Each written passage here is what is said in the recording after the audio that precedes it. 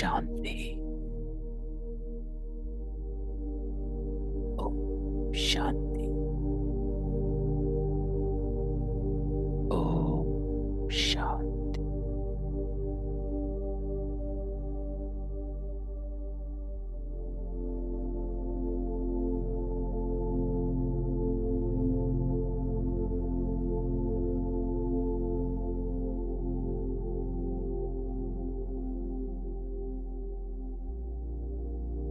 पापा कहता है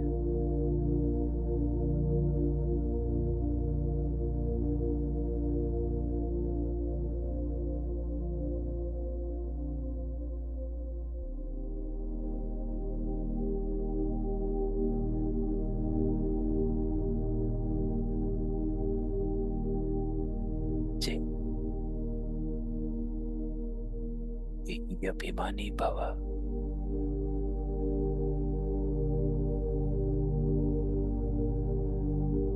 इस शरीर से अपने को अलग समझना है।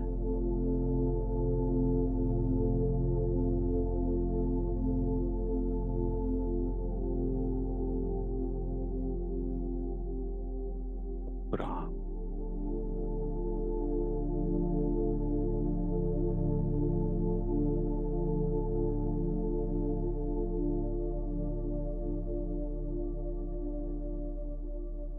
हृदय के संकल्प से उभरा।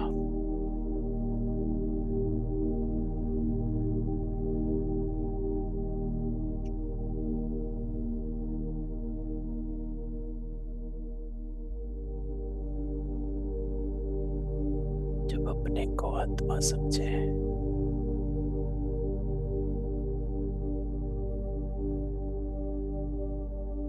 तो इससे साक्षी हो।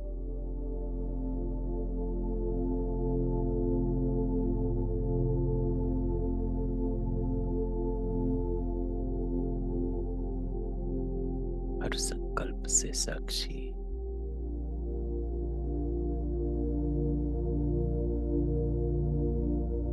हर संबंध से साक्षी।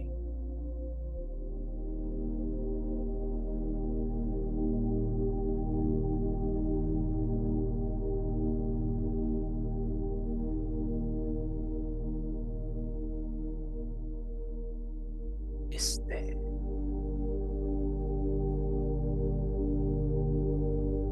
और देह के संबंधों से उपरा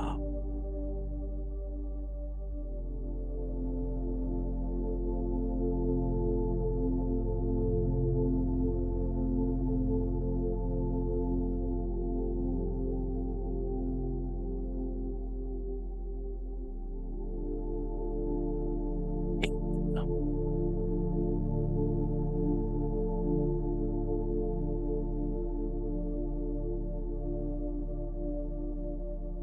अशरीरी बन जाओ।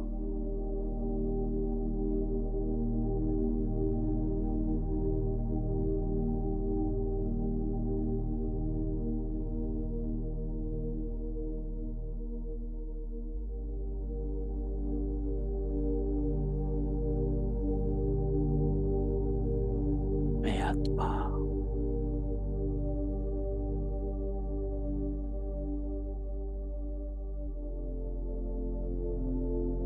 आत्मा से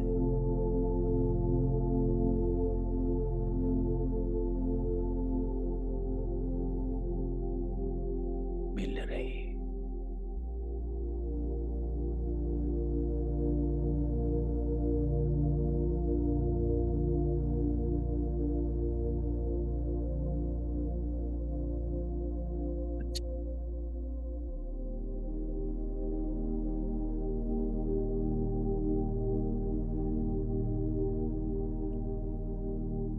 आज हमारा बाबा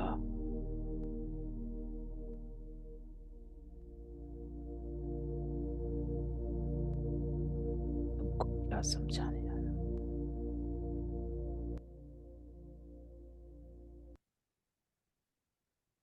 ओ शांति।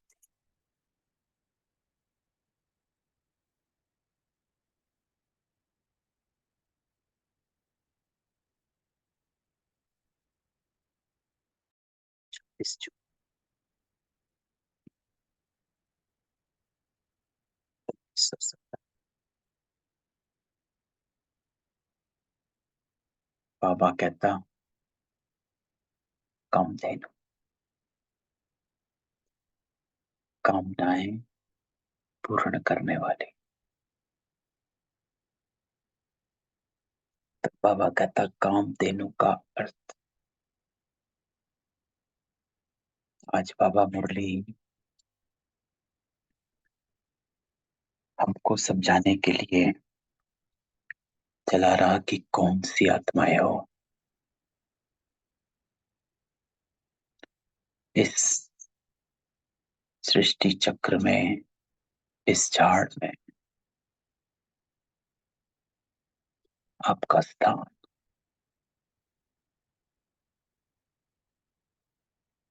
आपकी पहचान।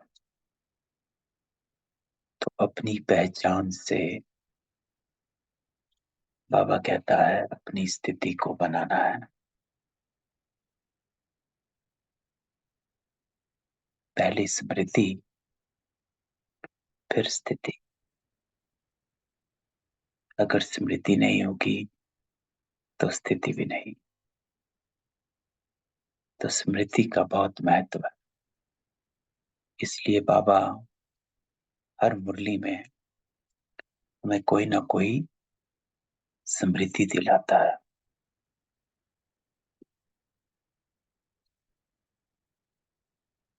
अगर दैवी गुण भी धारण करने हैं तो भी स्मृति के आधार पर।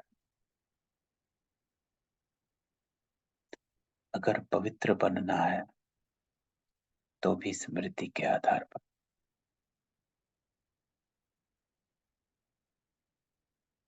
तो जैसी स्मृति वैसी ही बाबा कहता स्थिति हो जाती है। तो आज बाबा हमको एक स्मृति में स्थित करता है, जिसको बाबा कहता अपने को साक्षात्कार मूर्त समझती हो। मूर्ति, मूर्ति के पास किस लिए जाते हैं? बाबा कह रहे हैं अपने मन की कामनाओं की पूर्ति के लिए जाते हैं। तो बाबा कहता है क्या आप आत्माएं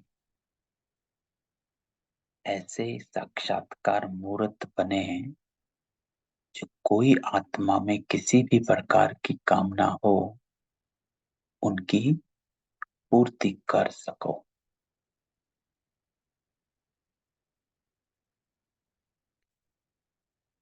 कौन सी कामना है? फिर बाबा अब ये तो है सब आत्माएं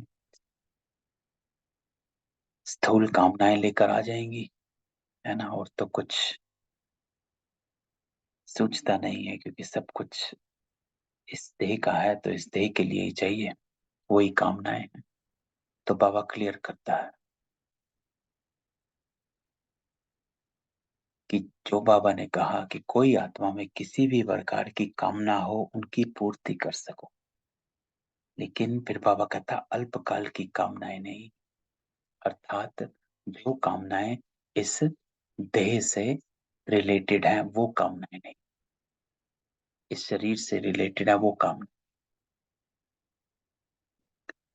सदा काल की कामनाएं पूरी कर सकती हो, अल्पकाल वाली नहीं, सदा काल वाली।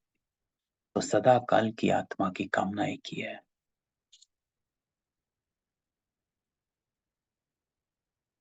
वो कि आत्मा अपने सत्य स्वधर्म में स्थित हो जाए। तो बाबा कहता है कामधेनु माताओं को कहा जाता है ना, कामधेनु का अर्थ ही है सर्व की मनोकामनाएं पूरी करने वाले। तो जिसकी बाबा कहता अपनी सर्व कामनाएं पूरी होंगी वही औरों की कामनाएं पूरी कर सकेगी। जब तक स्वयं संतुष्ट नहीं होंगे तो दूसरों को संतुष्ट नहीं कर सकते।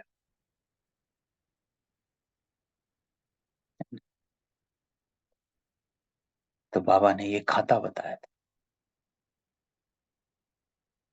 बाबा मिलन की मुरली में ये खाता, क्या खाता, कि संतुष्ट रहे, औरों को संतुष्ट करने से दुआओं का खाता बनता है ना।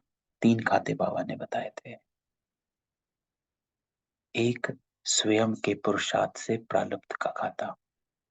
दूसरा, संतुष्ट रहे, दूसरों को संतुष्ट करने का खाता।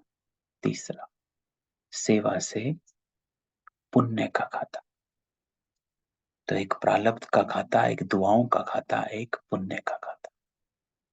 तो बाबा कहता है जिसकी अपनी सर्व कामनाएं पूरी होंगी वही औरों की कर सकेंगे, वरना तो अपने में ही गुम रहेंगे।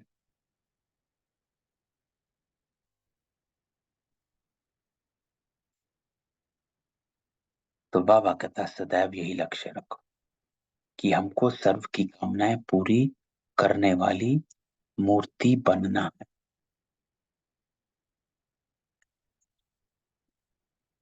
तो सर्व की इच्छाएं पूर्ण करने वाले स्वयं इच्छा मात्रम अविद्या होंगे, क्योंकि अगर स्वयं की इच्छा होगी तो अपने में ही अटके हुए होंगे, हदों में बंधे हुए होंगे, डिटैच नहीं होंगे। और अगर अपनी इच्छाओं में बंधे होंगे तो परमात्मा से कनेक्टेड नहीं होंगे, क्योंकि खुद को साल्वेशन चाहिए। तो बाबा कहता है सर्व की इच्छाएं पूर्ण करने वाले स्वयं भरपूर, संतुष्ट, इच्छा मात्रम अविद्या होंगे। इसको बाबा ने अपने कहा जिसकी अपनी सर्व कामनाएं पूरी होंगी वही औरों की कामनाएं पूरी कर सकेंगे। पाना साथ जो पा लिया, क्योंकि अगर अपने को कुछ थोड़ा सा भी चाहिए होता है तो बुद्धि वहां अटकी हुई रहती है। ये चाहिए, वो चाहिए, ये ठीक हो जाए, वो ठीक हो जाए, ये ऐसा हो जाए, वो ऐसा हो जाए। तो आपके वाइब्रेशन उस समय शुद्ध नहीं होते हैं, ब्लॉक्ड होते हैं, क्योंकि आप रिसीव नहीं कर पा रहे हो बाबा से। क्योंकि जहां नेगेटिविटी है वहां बाबा की वाइब्रेशन नहीं आ पाती। जहां पाप है वहां पाप नहीं, जहां अपवित्रता है वहां बाबा नहीं, जहां किचड़ा है वहां बाबा नहीं। तो इसलिए आप सर्व कामनाएं पूर्ण करने वाले तभी बन सकते हैं, बाबा कहता, जब स्वयं इच्छा मात्रम अविद्या हो। ऐसा अभ्यास करना कि अपनी कोई इच्छा नहीं, डिजायर नहीं, पाना था जो पा लिया। तो बाबा कहता प्राप्ति स्वरूप बनने से औरों को प्राप्ति करा सकते हो। यू योरसेल्फ आर प्राप्ति स्वरूप, that you have attained everything। जब आप भरपूर हैं तो ही औरों को दे सकते हैं। अगर आप में खालीपन है, कमजोरी है, इच्छाएं हैं, तो you are still, you can not give to somebody. तो सदैव अपने को दाता अथवा महादानी समझना है। स्मृति कि कौन सी स्मृति रखनी है, क्योंकि स्मृति से ही स्थिति बनेगी। तो बाबा कहता है सदैव अपने को दाता अथवा महादानी समझना,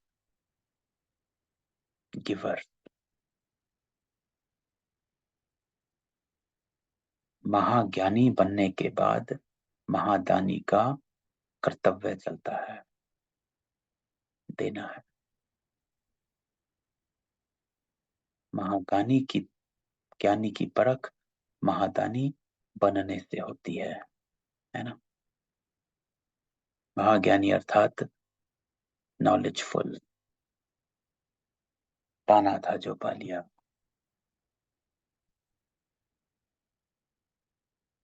तो बाबा कहता है सैर करना अच्छा लगता है। जिन्हों को सैर करने की आदत होती है वो सदैव सैर करते हैं। यहाँ भी ऐसे है, जितना स्वयं सैर करेंगे उतना औरों को भी बुद्धि योग से सैर कराएंगे। कहाँ की सैर? परम धाम की सैर।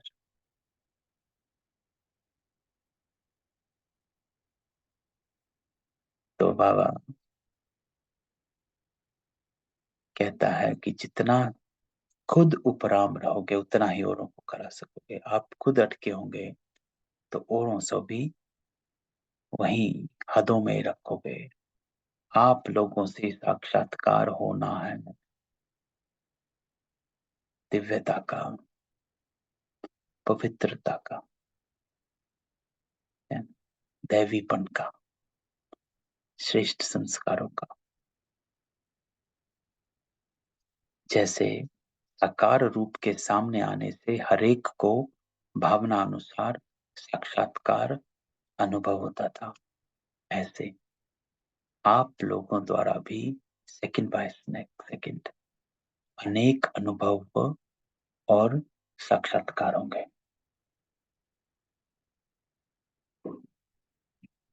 ऐसे दर्शनीय मूर्त व साक्षात्कार मूर्त तब बनेंगे अव्यक्त आकृति रूप दिखाएंगे। दूसरी स्मृति है ना। एक तो बाबा ने कहा है कि सदैव अपने को दाता समझो, देने वाला। बाबा की जितनी भी पिछले 3 बार से अव्यक्त वाणियां चली हैं संडे की,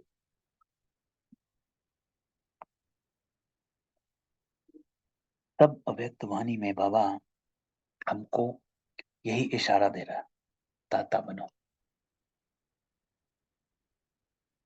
दाता बनो। चाहे कोई कुछ दे, आपको जो देना है वो फिक्स रखो।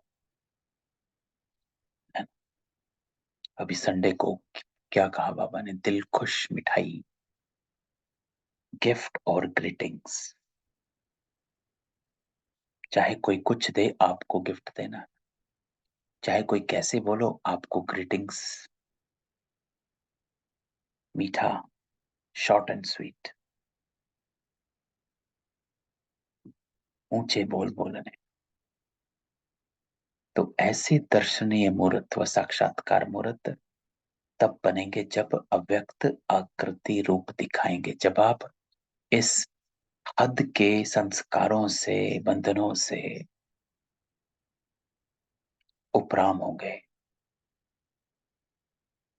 इसने ये कहा, उसने ये कहा, इससे आप डिटैच रहेंगे।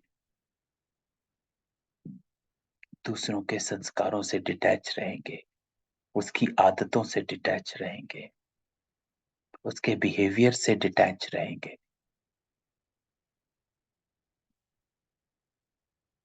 तभी आप दर्शनीय मूर्त बन पाएंगे। अगर आप किसी के भी प्रभाव में आए तो आप दर्शनीय मूर्त नहीं बनते, क्योंकि आप व्यक्त में आ गए हो। किसी के भी प्रभाव में आना अर्थात व्यक्त में आ जाना। प्रभाव, झुकाव, लगाव, आकर्षण, विकर्षण, इन सब से मुक्त। तभी बाबा हमेशा मूल्यों में कहता है कोई कुछ करे, कुछ कहे, आपको क्या करना है उसका दृढ़ संकल्प हो। वो इंपॉर्टेंट है कि हमें क्या करना उसका।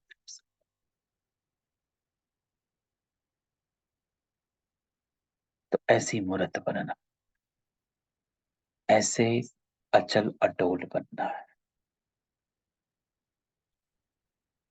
कि जो ना इधर उधर डोलते हैं, ना हलचल में आता है। तो कोई भी सामने आए तो उसे शरीर ना दिखाई दे। अर्थात इस देह के संस्कार ना आए सामने, लेकिन सूक्ष्म वतन में प्रकाशमय रूप दिखाई दे। सिर्फ मस्तक की लाइट नहीं, लेकिन सारा शरीर द्वारा लाइट के साक्षात्कार होंगे, बाबा कहता है। जब लाइट ही लाइट दिखेंगे तो स्वयं भी लाइट रूप हो जाएंगे। ये तो बाबा कहता अंत में लाइट हाउस बन जाना, ये हमारी अंतिम स्थिति है कि आप लाइट हाउस बन चुके हो, सबको रोशनी देने वाले। कि लाइट हाउस बनने के लिए बाबा कहता है खुद को लाइट बनाओ पहले,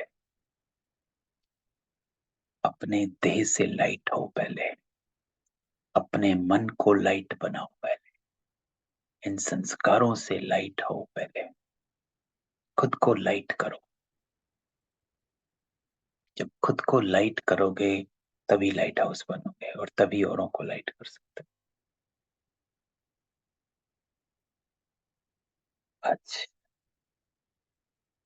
आज की मुरली छोटी सी है, लेकिन बाबा हमको कहता है दो बातें। एक, कि अपने को इच्छा मात्रम अविद्या रखो, स्मृति में रखो कि हम सर्व की कामनाएं पूर्ण करने वाली मूर्ति हैं।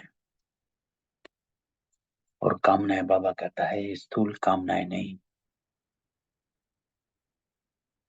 अल्पकाल की कामनाएं, सदा काल की काम। जो महाज्ञानी होता है, बाबा कहता है, वो महादानी होता है। तो दाता बनो, देने वाले। कोई कुछ दे, आपको क्या देना। गिफ्ट और ग्रीटिंग्स, दिल खुश मिठाई, संडे की मुरली है। तो बाबा कहता है कि आप आज्ञाकारी बनो,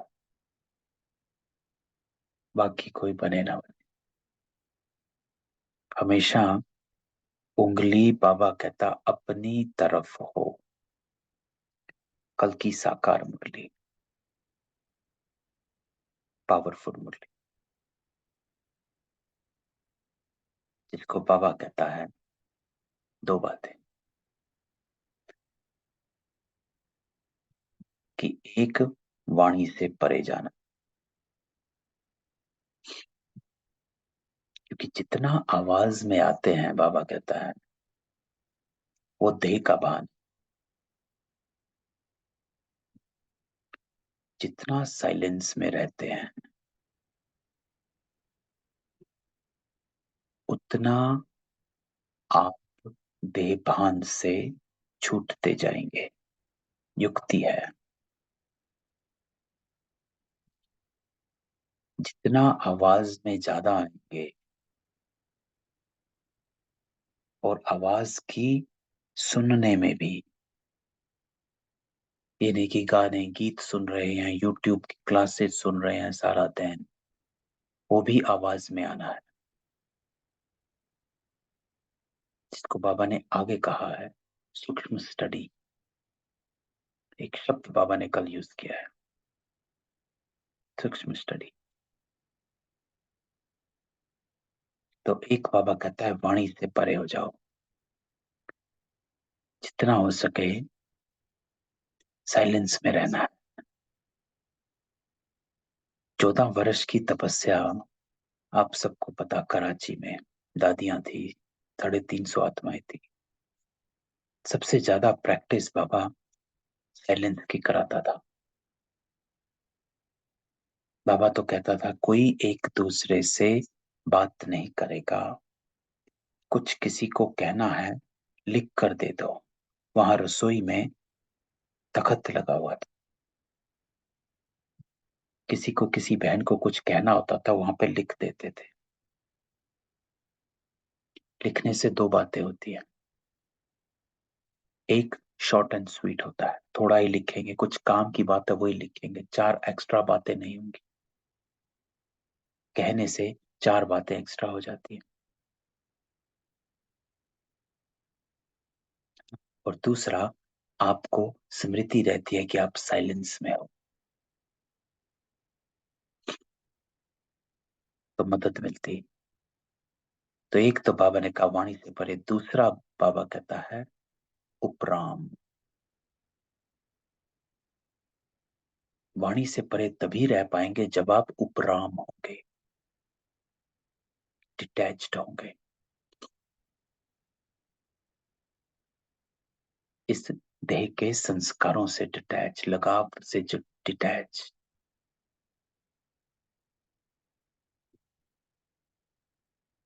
और डिटैचमेंट बाबा उसको नहीं कहता कि सब छोड़ दिया, ये वाला सन्यासी डिटैचमेंट नहीं है हमारा, वो है सन्यासियों का डिटैचमेंट, सब छोड़कर भाग गए। आपका है ज्ञानियों का डिटैचमेंट, अंतर है। ज्ञानियों का डिटैचमेंट होता है कि वही रहकर, ग्रस्त में रहकर कमल पुष्प समान रहना इज उपराम, ज्ञानियों का डिटैचमेंट। कि आपको समझ मिली, तो ये डिटैचमेंट जो है ये रूखापन नहीं है, ये डिटैचमेंट लविंग डिटैचमेंट है।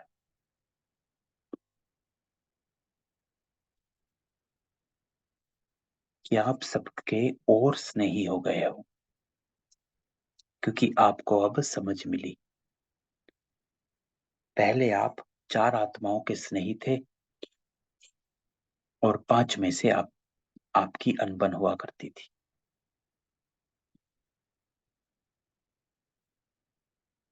अब 5 से स्नेही हो।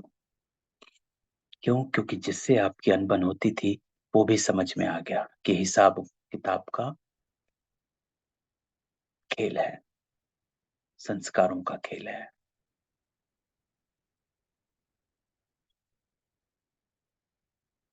तो बाबा कहता है जब तक वैराग वृत्ति नहीं, उपराम अवस्था नहीं, आप वाणी से परे नहीं ला सकते।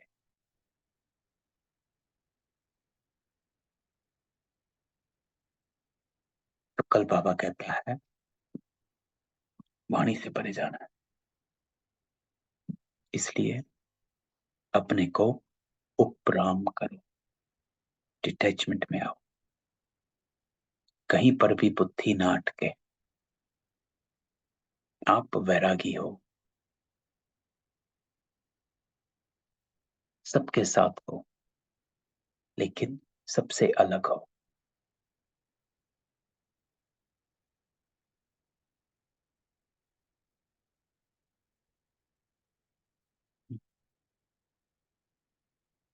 दूसरा बाबा कहता अच्छा पुरुषार्थ जी,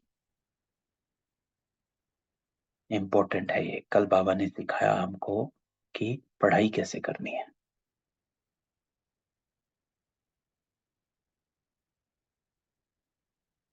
जो अपने आप से बातें करना जानता हो, सूक्ष्म स्टडी जिसको कहा जाता है, ये कल बाबा का बड़ा ही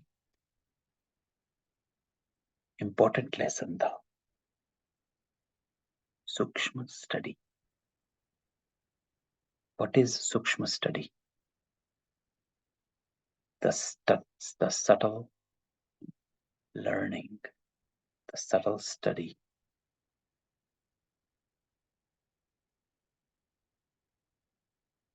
तो सूक्ष्म स्टडी बाबा ने किसको कहा? मुरली पढ़ने को नहीं कहा, दैट इज नॉट सूक्ष्म स्टडी। क्लास सुनने को नहीं कहा, दैट्स नॉट सूक्ष्म स्टडी। सूक्ष्म स्टडी कल बाबा ने कहा अपने आप से बातें करना।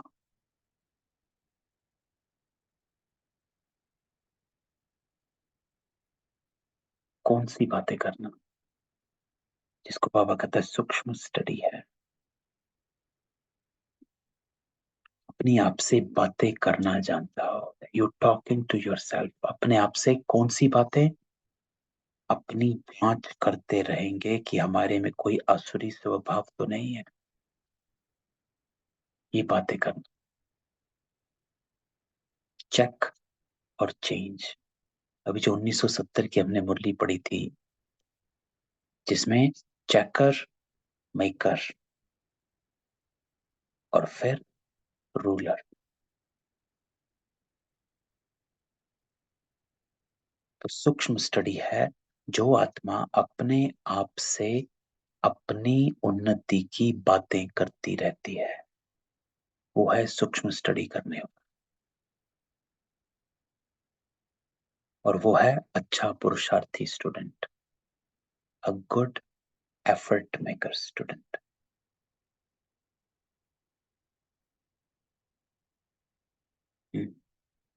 तो ये है पढ़ाई को पढ़ने का तरीका जो कल बाबा ने बताया, that how can we make progress. तो बाबा कहता this is the only way to make a progress, कि अपनी आप से बातें करना जानता हो। कौन सी बातें? अपनी जांच करना, चेकिंग योरसेल्फ, कि मेरे में कोई आसुरी स्वभाव तो नहीं है। जहां पर भी कोई भी बात हुई है, बाबा कहता है उंगली अपनी तरफ, कि मुझे फीलिंग क्यों आई। उसने तो गलत किया, गलत व्यवहार किया, गलत बोला, लेकिन बाबा कहता आपने अपनी जांच करनी है, आपको फीलिंग क्यों आई, क्योंकि वो आसुरी स्वभाव है, फीलिंग आना, नेगेटिविटी। क्योंकि दैवीय स्वभाव में नेगेटिविटी है ही नहीं। सो चेक करना कि मुझको फीलिंग क्यों आई, why did I feel bad. और फीलिंग का गहराई में जाओगे तो आपको देह अभिमान सामने आ जाएगा, आपका अपना ही देहभान सामने आ जाएगा, कि उसने मुझे डिसरिस्पेक्ट किया, अपमान किया, सूक्ष्म अपमान किया, कुछ बोला समहाउ। तो बाबा कहता है जो अपने आप से बातें करे कि देवी गुण कहां तक धारण किए मैंने, और वो अपना रजिस्टर रखते हैं, चार्ट रखते हैं, कि मैंने कितना देवी गुण रखा है और कितना असुरी स्वभाव रखा है। इतनी सूक्ष्मता में जो अपनी चेकिंग करता है उसको सूक्ष्म स्टडी करने वाला कहते हैं। That who keeps an eye on himself, अपने ऊपर नजर रखे हुए है, कि मुझसे कहीं चूक ना हो जाए। है ना, बाबा जो था, ब्रह्मा बाबा, ही वॉज वेरी अटेंटिव, खूब अटेंशन रखने वाले।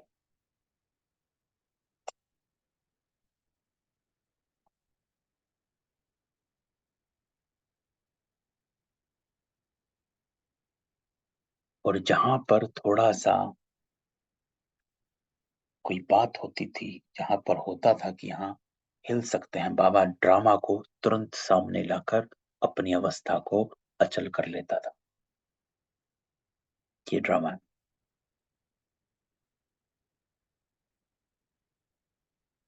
बहुत एग्जाम्पल्स हैं, बहुत कहानियां हैं बाबा की। तपस्या के 14 वर्ष की भी हैं और बाद की भी हैं। कोई भी का, चाहे स्टीमर की कहानी ले लो, जब बाबा कराची से इंडिया आ रहे थे, उस समय की ले लो, चाहे तब की ले लो जब बाबा उस कोठी में ठहरे थे, ब्रिज कोठी, चाहे उस समय की ले लो जब बाबा ने मधुबन की जमीन ली, चाहे उस समय की ले लो जब मधुबन का बाबा ने बनाया, उस समय की ले लो जब बाबा ने मधुबन से सेवाएं शुरू करी। बहुत कहानियां हैं। बाबा always kept the anything that can disturb you, bring drama in front of you. Drama की ढाल है ना, जिसे कहा जाता है ज्ञान की तलवार, योग का कवच और ड्रामा की ढाल. When you are not able to cut it with the sword, आप ज्ञान से नहीं कट कर पा रहे हो. जब आप योग का कवच आप पर नहीं चढ़ पा रहा है,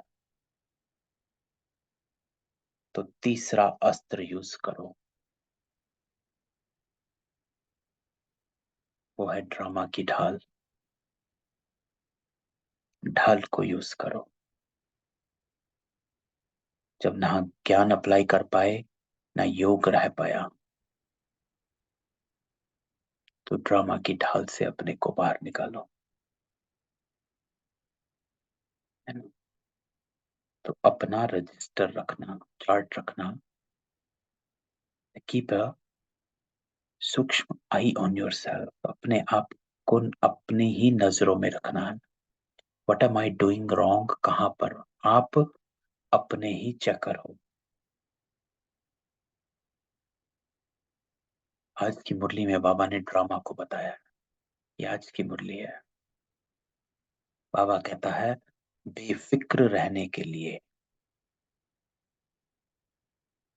अगर आप फिक्रों में घिरे हुए हो, बाबा कहता सदा याद रहे, सदा ऑलवेज रिमेंबर कि ये ड्रामा बिल्कुल एक्यूरेट बनाओ. Nothing can change. बनी बनाई बन रही, अब कुछ बननी नहीं.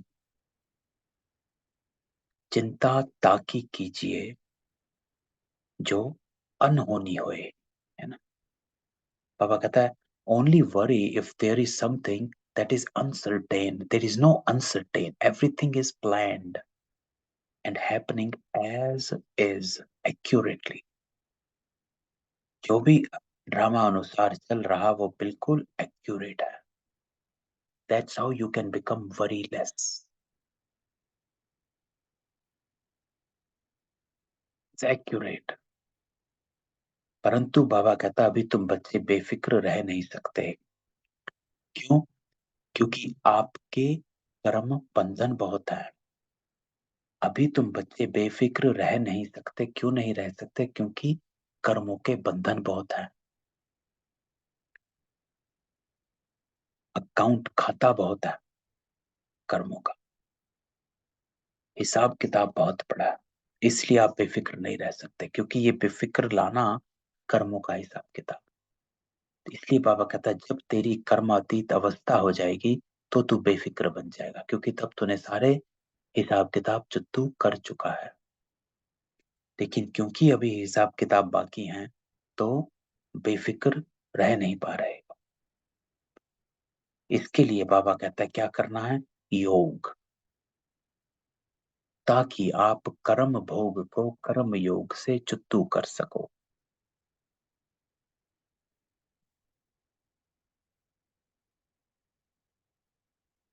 तो योग अच्छा चाहिए.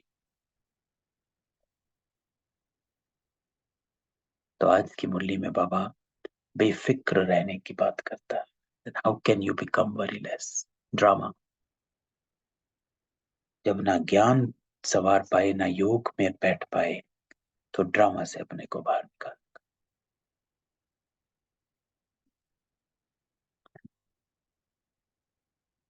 चलो, तो आज ने 2-3 मुरली रिवाइज कर लिए. ठीक है. किसी का कोई क्वेश्चन हो, मैं सबको अनम्यूट करता हूँ.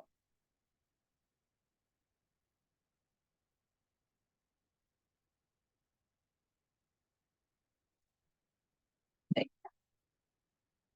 चलो, कल मिलते हैं बाबा की 1970 की मुरली के साथ. ओम शांति. ओम शांति भाई जी. गुड ओम नाइट. ओम शांति. ओम शांति.